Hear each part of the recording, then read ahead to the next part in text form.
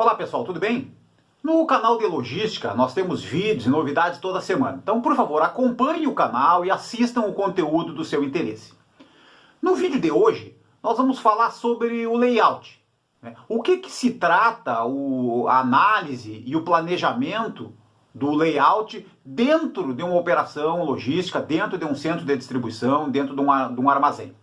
A gente vai estar dividindo esse vídeo aqui, então, falando um pouquinho da introdução. Vamos fazer uma introdução, falando um pouquinho do que é o layout, do que se trata o layout, né? E depois vamos falar, né, principalmente, né, do que é necessário, né, quais são as funções que deve-se pensar, né, quando se faz a análise e o planejamento do layout. O layout, né, então, ele refere-se ao planejamento, a análise e a implantação de mudanças e de melhorias nas instalações logísticas com o objetivo de gerar mais produtividade, mais segurança e redução de despesas. O layout, pessoal, ele refere-se ao design físico, né, à composição do interior e também do exterior das unidades logísticas. Como é que a gente faz a análise e planejamento do layout, pessoal? A gente faz essa análise através das plantas, né, das plantas baixas, da estrutura, né, do prédio em si, olhando o prédio como um todo, né, e principalmente uma análise de todas as áreas da estrutura física, né, da nossa operação. Então a gente procura, através dessa análise, né, obter melhorias e vantagens, principalmente nos fluxos, né, nos acessos, nos espaços e nos equipamentos da operação, né, que são as funções que a gente vai ver lá no final, ok? Segundo o Tompkins é um autor importante, né, um dos principais autores, não é, ou escritores de logística, né, que fala sobre layout. Então, segundo o Tompkins, um layout adequado ele pode melhorar a segurança, aumentar o desempenho e a capacidade de armazenagem, bem como melhorar o funcionamento e a movimentação das equipes, das pessoas, dentro de uma operação logística.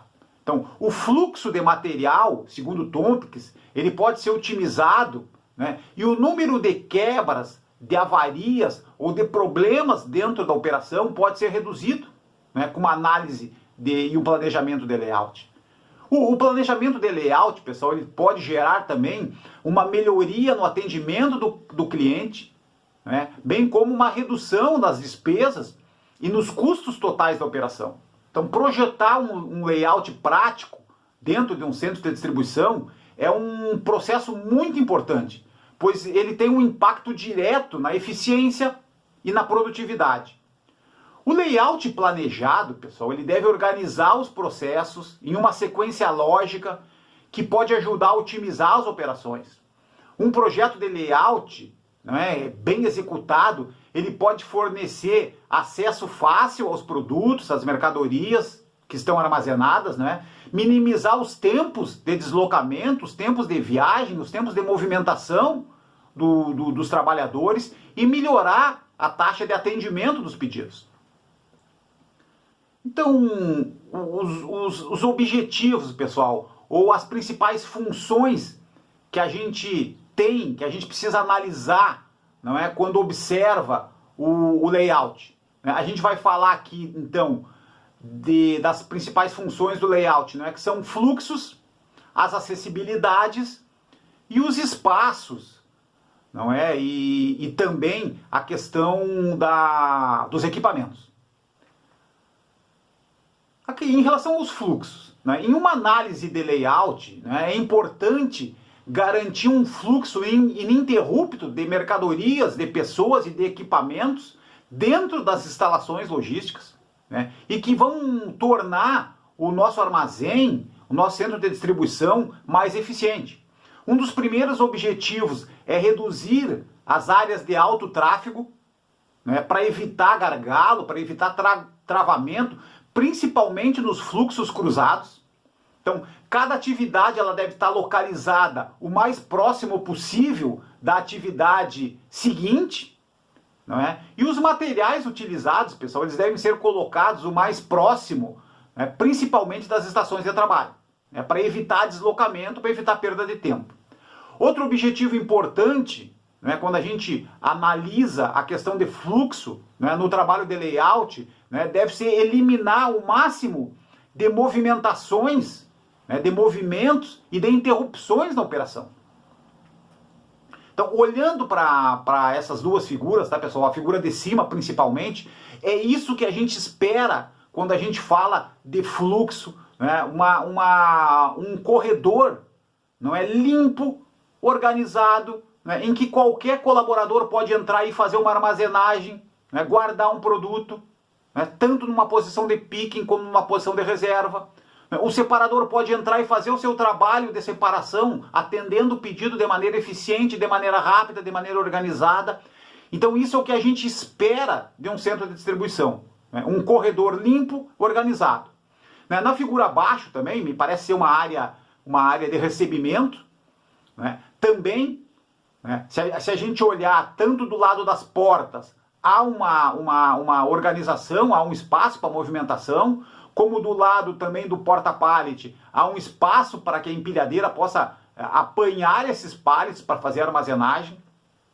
A única coisa que eu colocaria aqui nessa figura de baixo, pessoal, e aí colocando, né, porque não adianta eu fazer uma boa análise, um bom planejamento de layout, se o meu processo não funciona. Não é interessante, por exemplo, em qualquer tipo de operação, essa operação que a gente está vendo abaixo aí é uma operação forte, né, pela movimentação, pelo número de caixas no recebimento, é uma operação forte, mas é importante, pessoal, que apesar da gente ter um bom trabalho de layout, eu preciso ter um processo, eu não preciso deixar essa quantidade toda de paletes na área de recebimento, por exemplo. Pode me trazer um gargalo no futuro. Então a questão de processo, de eu colocar mais máquinas, mais equipamentos para puxar e para elevar essas mercadorias, tirar essas mercadorias, né, para que eu possa receber mais fornecedores, é importante também. Então não adianta eu ter uma boa análise, um bom planejamento de layout, mas o meu processo da operação não funcionar. Uma segunda função de layout é a questão da análise das acessibilidades. Então, ao projetar o layout da operação, é fundamental garantir um fácil acesso a todas as áreas, a todos os produtos. O layout ele deve priorizar que as pessoas circulem, né, dentro do prédio, bem como se movimentem e separem os produtos sem necessitar de mover ou movimentar ou tirar do local outras mercadorias, outros produtos, por exemplo. Então, nesse princípio, é importante estruturar adequadamente a estanteria de porta-pallets, bem como garantir a organização na operação logística. Como a gente vê na figura de cima, pessoal, um espaço de separação.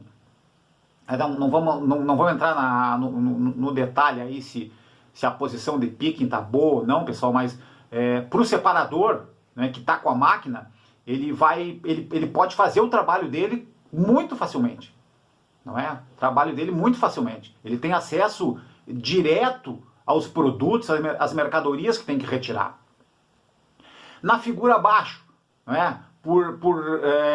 Por mais equipamento, por mais condições que a gente oferece para o trabalhador, não é adequado, pessoal, aqui uma crítica em relação ao processo, né? Não é adequado usar escadas ou subir, porque a gente perde produtividade.